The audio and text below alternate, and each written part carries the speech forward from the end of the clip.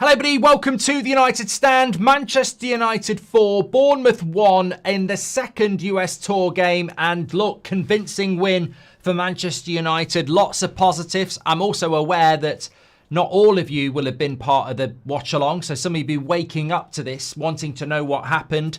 So we'll give a brief summary. Very early goal from Manchester United. Lovely cross from Dorgu. Good movement by Rasmus, 1-0. Soon after that, quick free kick by Mount. Dorgu running through again, gets the shot off. Keeper could do better, 2-0. Into the second half, the rain's pouring down. Bit of a melee in the 6-yard box. Ahmad passes it in for 3. Then Williams comes on and takes it well to make it 4, and then a late own goal from De Ligt, 4-1. But ultimately, a clash of two teams, really. One who last season was very good and one was really bad. And you felt like there were ships passing in the night, really. Bournemouth decimated by players leaving, looking a little bit uncertain about what's coming for them. Manchester United, whatever you want to say about Man United, we have a lot of players that underperform, but we've got a lot of players that look good on paper. And even without Cunha, who we'll talk about in a moment, who didn't play at all, and then Burma, who's not here yet, not ready to play yet. Hopefully Everton at the weekend. And then you've got people like, we need a goalkeeper, striker, and midfielder. We still looked a lot better than Bournemouth. It is pre-season. I'll come back to that in a moment. But you've got to take the positives. We moved the ball quite well. We've scored 4 goals. We played with good intensity. There was a good intensity to the game. And ultimately, you take the positives. And I think that when you look at the games that we've had in pre-season, Leeds was a bit disappointing. But West Ham, Bournemouth, Everton on Sunday, Fiorentina, these are all teams that I would expect are going to be mid-table at best in their league. And we can build some momentum against these teams. And I think that's the real positive for me. And I think that's exemplified by the Dorgu performance. I think this is so I don't want to preach. That's not how it should be. Everyone's entitled to their opinion, and we will agree and we will disagree. But I think that this is something that I and many of you were talking about last season. I liked the signing of Dorgu. He's a kid. He gets brought into Manchester United in the middle of our worst ever Premier League season. He has to play every week because we don't have a left back or a left wing back. He struggles a little bit, but there are signs. And then he looks absolutely brilliant in pre-season. Absolutely brilliant. Like, even before the cross to Rasmus, I was literally just about to tweet that Dorgu's had another good start to the game. Literally then puts a good cross in, 1-0. Then he gets a goal himself, 2-0. Defensively strong. He really, in contrast to Delo, already looks like the sort of person that you would use on that left-hand side who doesn't need to be a winger. He understands the getting forward element of the game. Obviously, his previous club, they used him as a right winger, didn't they, at times? So he gets it, and he's quick, he's strong, he's physical. He's mixing it up with players. He's not scared to be physical. He was my standout player, man of the match, comfortably. And I think this is really exciting because this is a signing for Amarim that looks good. And look, I'll always say this: if you want to talk about a left back, but to be fair, Vidic came in at the same time. We bought Vidic and Evra in January. They struggled. Second season, or first full proper season, they started to bed in. And I just think we need to be really careful in future with new signings and young players and saying their shit after 2 or 3 months, because there is a bedding in period, especially at a club like Manchester United. So really pleased for Dorgu, and I hope some of those people who were on his back just take a breath for a moment and go, look, maybe I should be a little bit more patient when we're throwing players into difficult situations at a club that's been underperforming for a very long time. We do need to be a little bit more patient.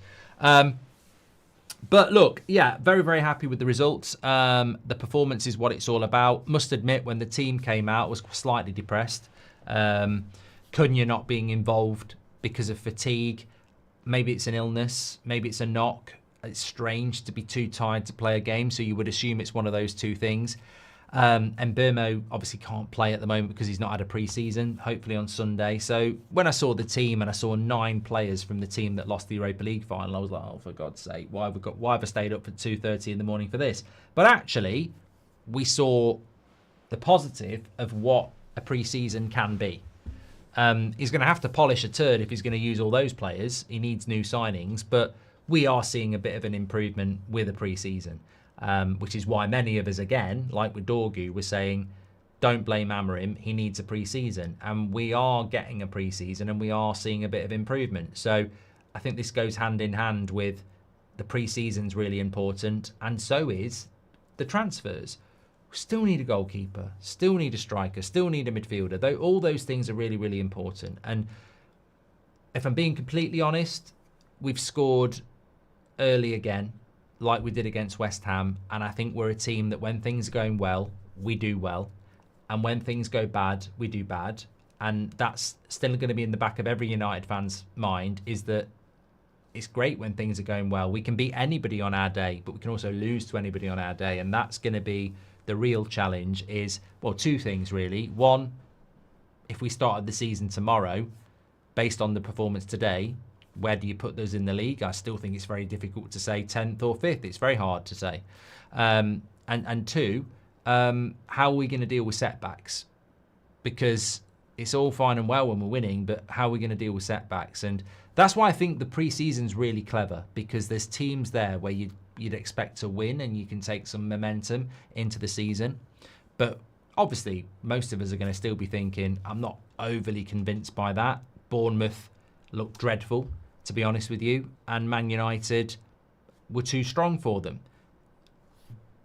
I think Bournemouth might finish in the bottom half of the table. I certainly think West Ham and Everton will. So it's not like we're beating Newcastle or Villa or teams like that who we don't know how good they're going to be compared to us. But this is good preparation. And I think that's all you can ask for. As I say, I'm happy with the pre-season games we've got. I'd rather us build momentum and build confidence than, be outclassed by teams that are better than us. The one thing this team needs is confidence.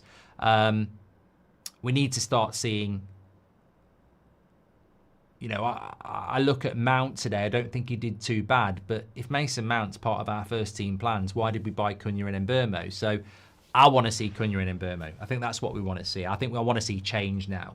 I think what we saw today was that Amarim, with more time, can get these players playing better. I don't think he can get them playing as good as they need to be. So what I take from today is that you can see the intensity, you can see the passing, you can see an improvement. That's the pre-season. There's two aspects to this summer. There's a pre-season and there's transfers. So what I want to see now is the pre-season go hand in hand with transfers, and that is what I want to see. Now we should see Mbeumo on Sunday, and hopefully we'll see Cunha on Sunday as well. So that's two players. Let's get the rest in, because that's all we've got left, isn't it? That's all we've got left now, is how many players we can get in before this transfer window closes. But yeah, it's encouraging. If you didn't watch the game, it's probably not one I would advise you to go and watch back in its entirety, but you're probably going to enjoy watching the goals. I certainly think a couple of them were good.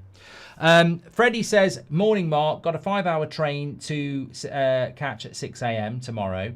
Leon feels very enjoyable to watch for me, something about his character. I think him and Dorgu look really good on that left-hand side. Look, we'll probably analyse this more tomorrow on the 8 o'clock show. I think down the right-hand side, is it going to be Dorgu? Is it going to be Delo? I think it will be Delo more than... Sorry, is it going to be Delo or is it going to be Ahmad? I think it will be more Delo than Ahmad.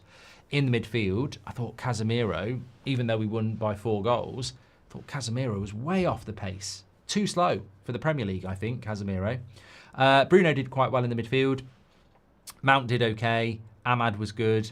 Rasmus did okay. Dorgu was very good. Delo was okay. Maguire went off at half-time. De Ligt was okay.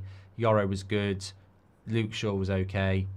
Yeah, so look, it was all right. And look, I think there's an important thing to say about Bruno there. I thought Bruno played well in the midfield today, but my issue with Bruno in the midfield is not that he's shit. He can make tackles, he can make passes, he can do the job.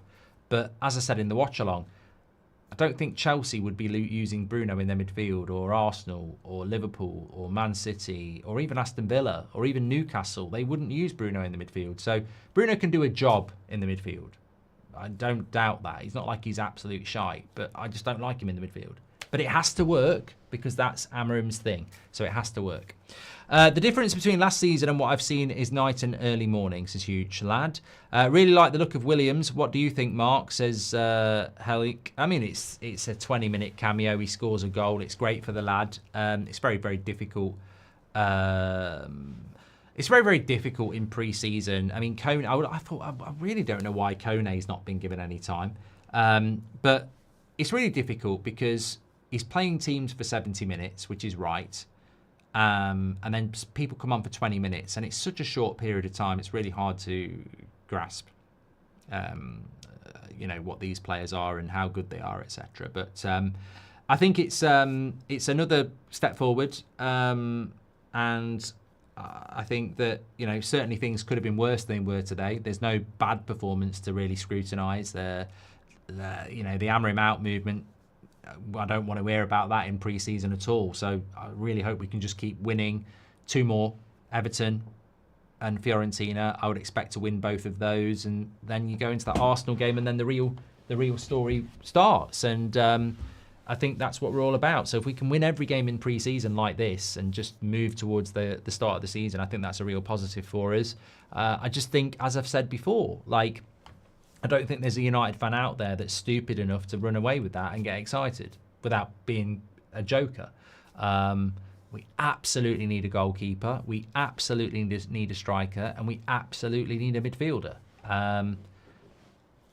And we need them as soon as possible. So that's where I'm sort of looking. The team can only do what it can do in the States and against Fiorentina. The board need to move a little bit quicker, I think, because what this season is going to be is competitive. And look, Bournemouth, I think, beat us home and away last season. I'd be very surprised if that happens that next year, this season. I think that the competitive nature of the Premier League is more up for grabs this year. I think there's a few teams that won't be as strong, and we need to be stronger and take... look, 5th place is up for grabs. I'm bored of saying it. I almost need a T-shirt so I don't have to say it. 5th place is up for grabs. But it's not going to be easy. It's up for grabs for the team that wants to be ambitious. And I think we just need to be a little bit more ambitious in the market. Well, a lot more ambitious in the market. Great game. Now get Sesko, says Mihir. And thank you very much for that. King says, I was impressed by the press and 50-50 challenges. We fought and won almost every duel. Yeah, Bournemouth looked off it. And I think you've got to give credit to United for that as well. I don't know what got into Rasmus this evening, but if he keeps it up, he's solid. Look, on Rasmus, I would keep him because, as I said on the watch-along, if you look at centre-back, we're stacked. We're not in Europe. We're going to play 1 game a week. And at centre-back, you've got Heaven, Martinez, Shaw, De Ligt, Maguire, Yoro, Mazraoui. You've got 7 centre-backs, really, for 3 spots. Even in the midfield, you've got Bruno, Casemiro, Collier, Agate, Mainu, 5 for 2. And in the number 10, you've got Cunha and Burmo. Bruno can play there. Mount, Xerxes, Ahmad can play there. You've got 6. But up front, if Rasmus goes, you've got Sesko, Xerxes can do a job, and Obi's 17. I would like it to be Sesko, Rasmus, Obi. I would like to have lots of options, and I would certainly like to have 3 proper strikers, because 1 gets injured and you're down to 2. And we are going to get injuries. I mean, look, I'm not worried about Cunha's injury. I'm not worried, even if it is an injury. I'm not worried about Mazraoui's injury or Xerxes' injury, but the reality is Xerxes not played a pre-season yet, so he hasn't had a pre-season, and Mazraoui hasn't played on the tour, so these injuries are still going to be here. So as much as it's greedy, I would like to keep as many players as we can. Manu Skittles says, I'm with you at 4 a.m. every day in Arizona. Thanks for hanging with us tonight. I've enjoyed it. I've really enjoyed it. I don't feel that tired at all, actually. I just want to say a big, massive shout out to the community tonight. It's it's a real glimpse of what many of you do on a match by match basis, week in, week out, where you're getting up at 3, 4, 2 in the morning to watch Man United play. Obviously, we don't do that in the UK. So to get to do it with you tonight has been really, I look forward to doing it. And I'm grateful for everybody who tuned in to the watch along. And it was nice to get goals, because God, if that had been a 0-0 shit game like Leeds, it would have been hard. So yeah, really enjoyed it. I'm back with you at 10 o'clock on the UK 10 o'clock morning show. So a few hours, and I'll be back with you at 10 o'clock as well. So and also Beth's out in the States, so she might grab an interview. She'll probably do a match reaction as well. So check out all of that.